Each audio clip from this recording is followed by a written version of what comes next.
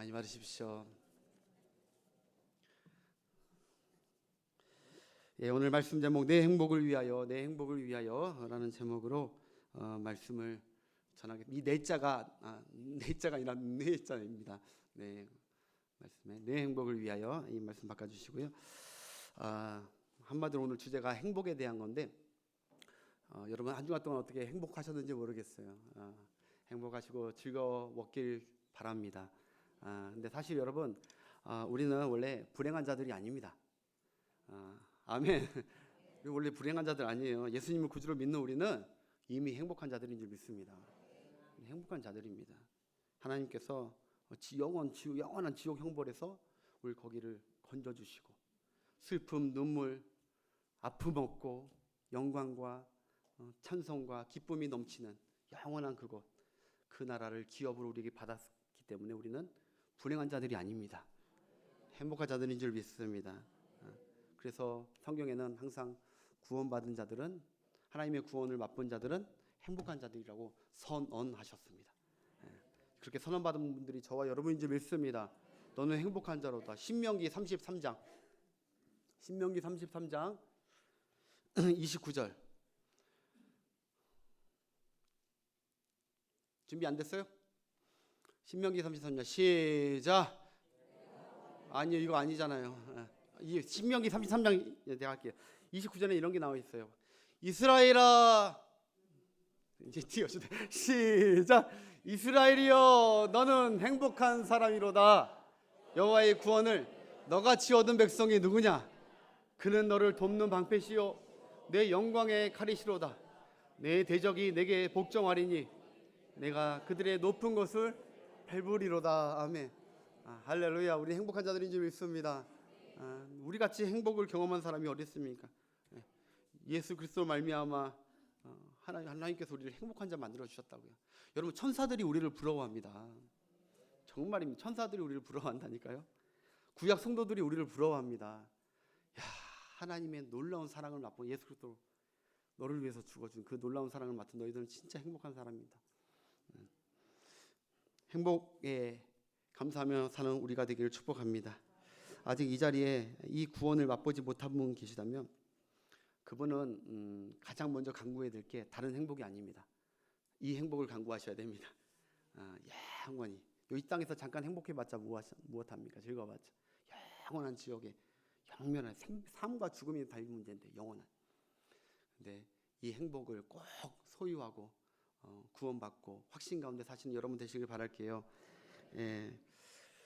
근데 이 땅에 살면서는 또 어떨까? 사실 우린 이 땅에 살면서 이건 앞으로 장차에 갈 우리의 영원한 행복이지만 사실 이 땅에 살면서 우리는 그렇게 행복하지 못하게 살 때가 많이 있습니다.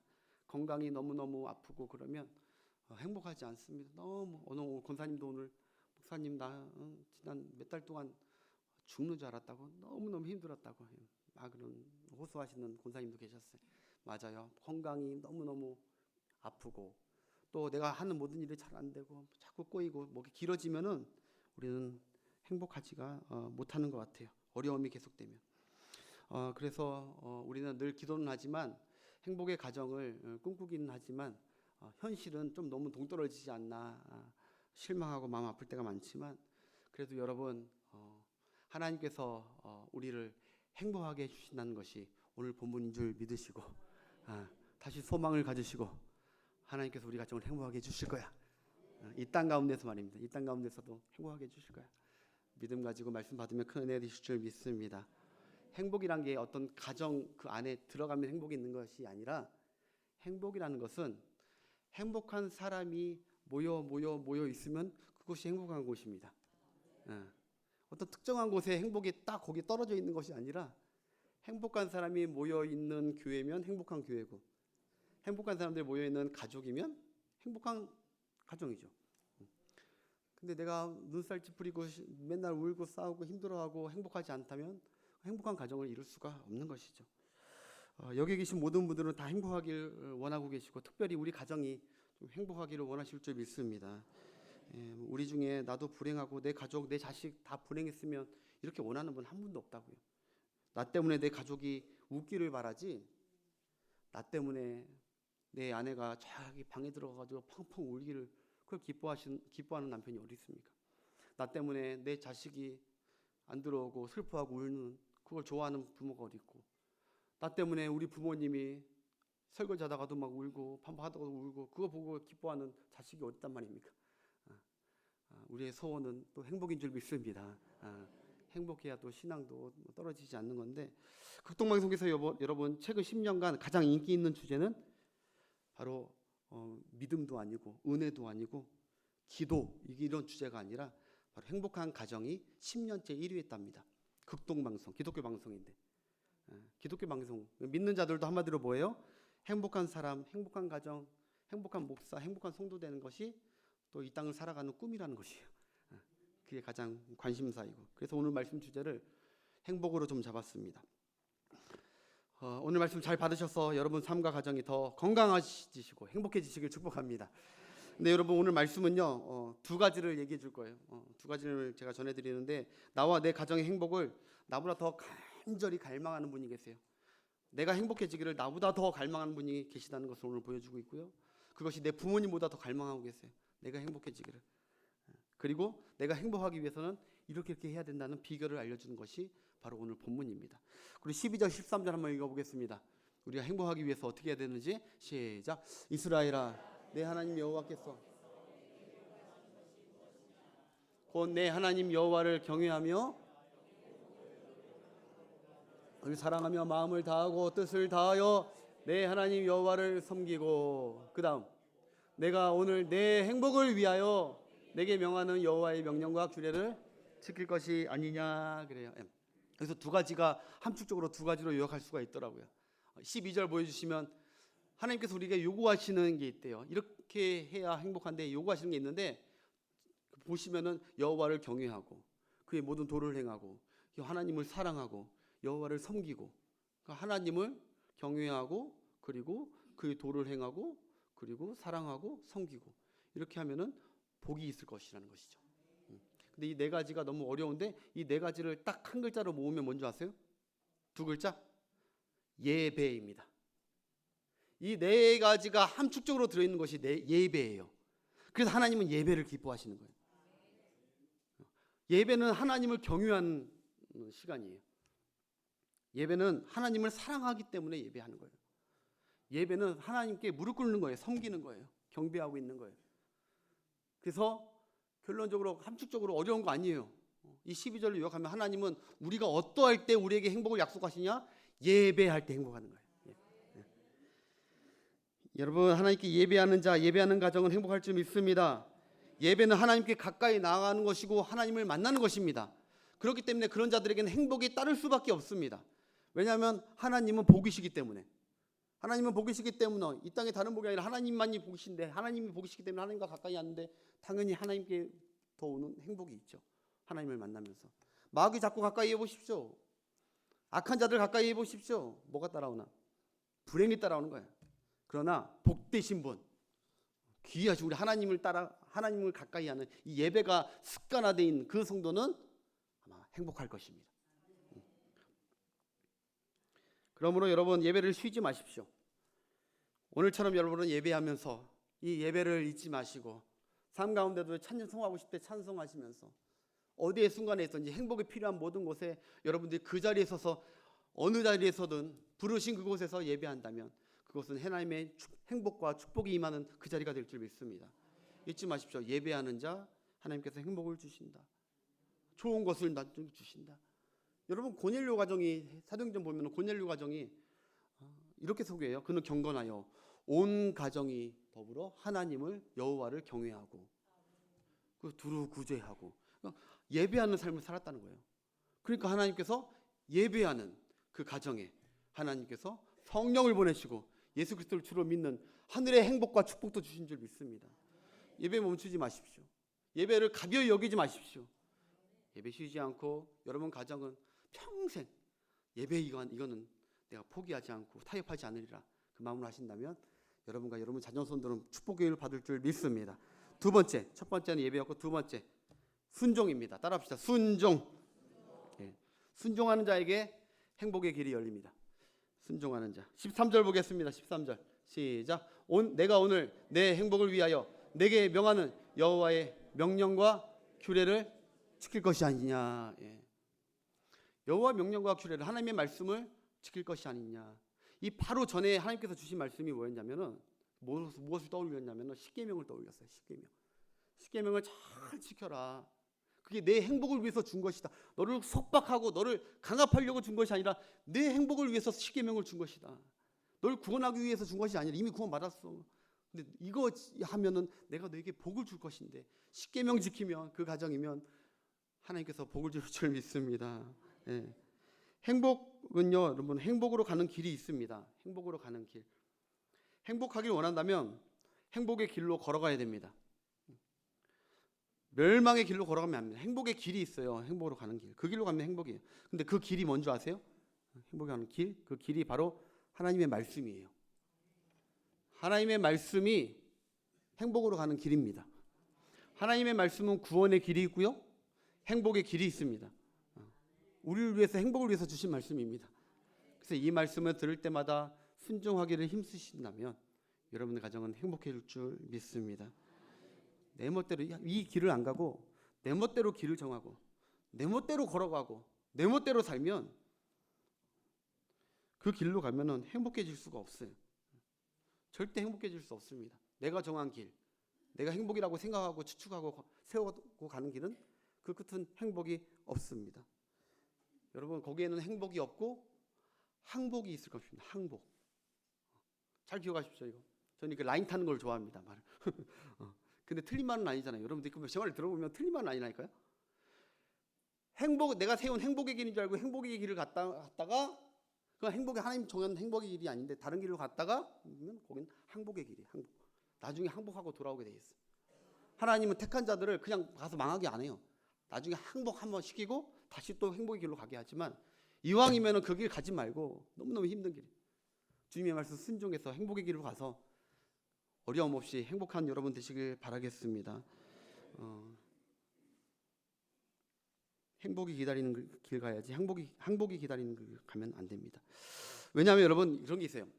하나님을 잘 섬기는 하나님의 사람이 있었는데 흉년이 드니까 사사시대 때 엘리멜렉이라는 하나님의 사람이 행복의 길, 여기 있어야 되는데 모압 땅, 이방 땅으로 내려갑니다. 그래서 거기 내려가니까 이쪽으로 가면 행복이 있을 거야, 잘 살 수 있을 거야. 그러고 내려갔다가 여러분 어떻게 되신지 아십니까? 엘리멜렉과 두 아들은 그냥 세상을 거기서 떠납니다. 오로지 나오미만 과부가 돼가지고 혼자. 그래서 그들이 어떻게 돌아오죠? 항복하고 돌아. 나오미가 항복하고 돌아. 하나님, 여기 내려갔다가, 여기가 행복인 줄 알고 내려갔다가 하나님이 내려가라고 한 길이 아니냐는데 우리가 여기 가면 행복할 줄 알고 우리가 정한 길을 우리 가정이 내려갔다가 우리 가정이 다 멸문당했어. 하나님 다시 항복하고 죽게 돌아옵니다. 그러니까 여러분, 할 수 있는 대로 순종하면서 행복의 길 가십시오. 하나님이 여러분들 힘들게 하려고 이끄시는 길이 아니라 행복을 주려고 이끌으시는 길. 다윗도 그랬어요. 다윗도 늘 다른 나라 갔다가 행복의 길, 하나님이 이끄시는 길이 아니라 다른 나라 갔다가 항복하고 다시 돌아와요. 행복의 길. 행복의 길인 성경이 지시한 대로 순종하며 걸어가다 보면 행복에 반드시 도착할 줄 믿습니다. 예, 우리 앞에 두 길이 있다니까. 행복의 길, 멸망의 길. 예를 들어서 이렇게 할게요. 저희 집에 저기 멀리 있는 제 친구가, 그 친구 가정이 저희 집에 집들이 왔다고 생각할게요. 집들이 왔으면 그러면 이 집들이 잘한다면 이 친구 가정이 돌아갈 때 지하철 타고 가야 되는데요. 지하철. 그래서 무슨 지하철 타야 되는데, 그러면 그 8호선 타야 되는데, 그래서 8호선이면 저기 암사역 여기 가면은 암사역이 8호선이니까 암사역 가서 이쪽 길로 쭉 가면 암사역이야. 8호선 타고 집에 가면 돼. 나는 분명히 이렇게 얘기했어요. 그러면 그 친구가 알았어, 고마워. 그가 어떤 길로 가면은 8호선 타는지를 알았어요. 그런데 빠이빠이 하고 이 친구가 이쪽 길로 가는 것이 아니라 이 반대길인 여기 명일동길. 여기 명일동길 가면은 8호선이 아니라 5호선 명일역으로 가는 거예요. 그러면 완전히 길이 다른 길로 가버리는 거예요. 그가 꿈꾸고 도착했던 길이 아니라 다른 길로 가는 거예요. 제가 무슨 말씀드리고 싶냐?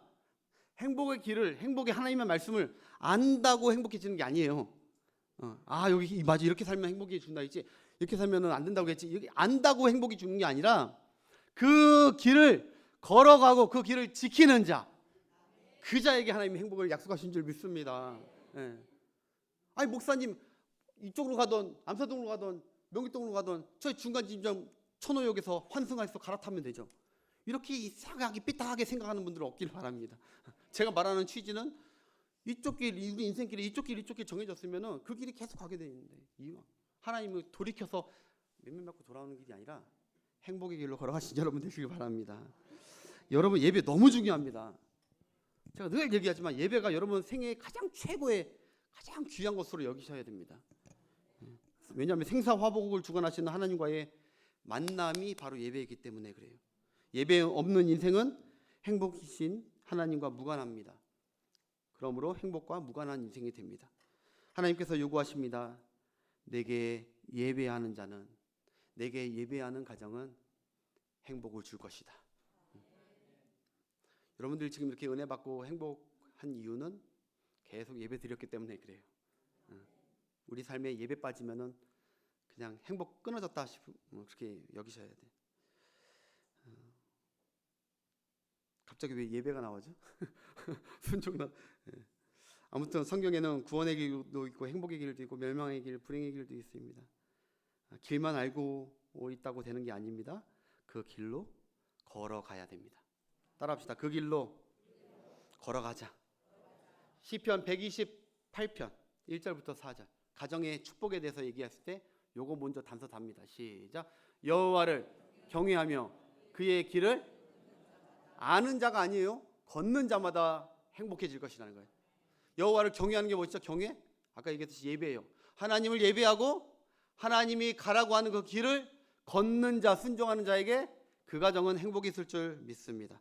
어떤 행복입니까? 어떤 축복입니까? 그 다음 절 내가 내 수고한 대로 먹을 것이라 내가 복되고 형통하리로다.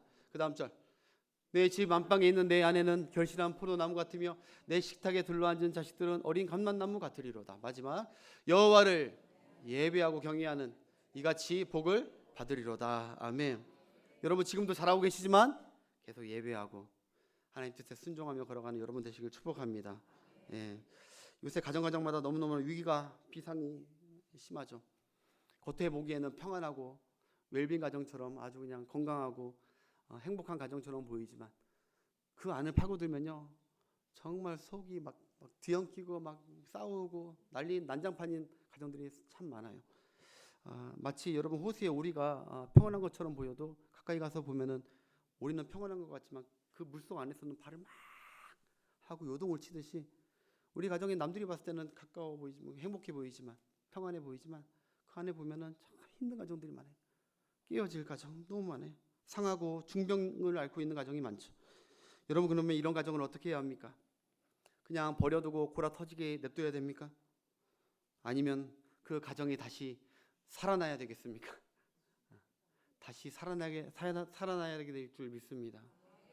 우리 가정은 끝났어. 포기했어. 구제불능이야. 그렇게 포기하지 말고 우리 가정 살려내시는 여러분 되시길 바랍니다. 여러분 성경에 딱 한 가정만 얘기하고 마칠게요. 한 가정이 죽을 뻔했어요. 이 가정이 완전히 멸뭉지화 당할 뻔했어요. 큰 위기를 만났어요. 근데 그 큰 위기 속에서 살아난 가정이 있어요. 어떤 가정이냐? 바로 야곱의 가정이에요. 큰 환란이 왔었는데 그 가정이 다 없어질 뻔했는데 살아났어요. 어떤 사건이었냐? 하나님을 잘 섬기다가 그러다가 이제 고향 땅에 돌아왔어요. 하란에서 하나님을 잘 섬기고 하나님 놀라운 축복을 받다가 고향 땅에 돌아왔어요. 가나안 땅에 돌아왔는데 가나안 땅에 하나님이 지시하시는 행복의 길, 그 길로 갔어야 됐는데 옆에 딱 견도질해서 보니까 세겜 땅이라고 아주 목촉이 좋고 땅도 넓고 사람들도 세련되고 그런 것을 본 거예요. 야곱이 이쪽으로 가야 되는데 이쪽 길로 갔어요. 그래가지고 식구들 다 데리고 종들 다 데리고 양들 다 데리고 거기 가서 살았습니다. 그래서 살았는데 거기서 이사하고 거기서 정착을 했는데 그때부터 그 가정에 위기가 닥치기 시작하는 거예요. 여러분 야곱의 딸 중에 너무너무 아름다운 딸이 있었어. 디나라고. 그 디나가 어느 날은 그 이방 민족 세겜 땅 여자들은 어떻게 사는지 어떻게 즐기고 사는지 그거 구경하러 나간 것 같아요. 오늘날로 따지면 클럽에 간 것 같아요. 놀러 간 거예요. 네, 어떻게 놀아 신나게 재밌게 노는지 그렇게 가는 것 같아요. 거기 가면 안 됐는데 그 구경하고 그 문화에 뭐 어떤지 구경하고 가다가 그 족장의 아들, 그 땅 족장 아들 세겜이라는 자에게 강간을 당합니다. 치욕스러운 강간을 당하고 성폭행을 당하죠. 그래서 야곱의 가정이 뒤집어집니다. 그래서 야곱이 일을 어쩌냐, 그러면 속상해하고, 그래서 그 디나의 오빠 둘이 있었는데 그 오빠 둘 시므온과 레위가 계략을 짜죠. 그래가지고 내 이놈들 가만 안 둔다, 복수해야겠다. 그래가지고 계략을 짜고 그날 밤 칼을 들고 가서 그 땅, 그 족속 남자들을 다 죽여버립니다. 그 소식을 듣고 야곱이 이게 웬일이냐, 큰일 났다. 왜냐하면 그쪽 땅들은 반드시 보복 전쟁이 있거든요. 주위 족속들이 다 와서 우리를 보복하겠구나. 우리 이제 큰일 났다. 멸문치 않아. 우리 가정의 대위기다. 없어질 판이다. 두렵고 막 탄식이 터져 나옵니다. 그게 창세기 34장 30절부터 나와요. 시작. 야곱이 시므온과 레위에게 이르되 너희가 내게 화를 끼쳐 나로 하여금 이 땅에 곧 가나안 족속과 브리스 족속에게 악취를 내게 하였도다. 나는 수가 적은즉 그들이 모여 나를 치고 나를 죽이리니 그러면 나와 내 집이 멸망하리라. 화나서 다 죽게 생겼다. 큰일 났다 우리 가정. 그렇게 멸망하리라. 그 다음 절 보세요. 그들이 이르되, 아들들이 이러는 거예요. 그러면 아버지, 우리 누이를, 내 동생을 창녀같이 대우함이 오릅니까? 아버지에게 반박을 합니다. 부자지간의 관계도 다 깨져버려. 아버지에 대해서 막 서운함과, 아빠는 막 뭐라고 꾸짖고, 너희들 때문에 이게 온 것이 아니냐. 아버지, 가족이 큰일 났어. 외부적이나 내부적이나 그냥 완전 만신창이 됐어. 여러분, 이런 문제 어떻게 해결합니까? 도대체 해결책이 있기는 합니까? 여러분이라면 이걸 어떻게 해결하시겠습니까? 그런데 여러분, 감사하게도 이 절망적인 순간에 빛이 비쳐요. 이 가정에. 그 빛이 무엇이냐? 여호와 하나님의 말씀입니다. 하나님이 바로 그 다음 절에 이 가정에 말씀을 주세요. 찾아오세요. 봅시다. 시작. 하나님이 야곱에게 이르시되 일어나 베델로 올라가서 거기 거주하며 내가 내 형 에서의 낯을 피하여 도망하던 때 내게 나타났던 하나님께 거기서 뭐하라? 제단을 쌓아라. 제단을 쌓으라는 건 뭐예요? 예배를 드려라. 이 모든 것을 해결할 것은 나에게 예배를 드리는 것이고 예배가 돼야 된다는 것이에요. 지금 이 모든 문제, 이 이유는 딸이 문제가 아니라, 자식이 문제가 아니라, 저 외부에서 쳐들어오는 그런 보복이 문제가 아니라 내가 예배를 그만두지 않았느냐. 이것을 해결하려면 내 가정이 다시 예배해야 된다. 그걸 제시한 거예요, 하나님. 여러분, 그래서 하나님께서 야곱의 가정을 살리는 길은 예배였습니다. 예배 회복하라고. 가정을 살리려면 여러분 다른 거 없습니다. 여러분의 이런 위기가 다가오고 그러면 여러분 가정을 살리기를 원한다면 여러분 예배를 다시 온 가족이 살리시길 바랍니다. 다시 예배 자리로 와셔야 됩니다. 다시 베델로 가야 됩니다. 다시 하나님께 온전한 제사와 예배를 드려야 됩니다. 그러면 그 가정 하나님이 살리실 줄 믿습니다. 하나님, 이 가정이요, 이 야곱이요, 하나님을 떠나고 예배를 떠난 지 연대기를 보니까 10년 동안, 그래서 10년, 그 이방 땅에서 10년 동안 예배 드렸던 야곱이, 그 가정이 예배 안 드렸어. 그러고는 이 어려움이 온 이유가 아니겠습니까? 10년 동안 하나님 찾지 않았습니다. 10년 동안 예배하지 않았습니다. 또 하나 더 놀라운 사실이 있어요.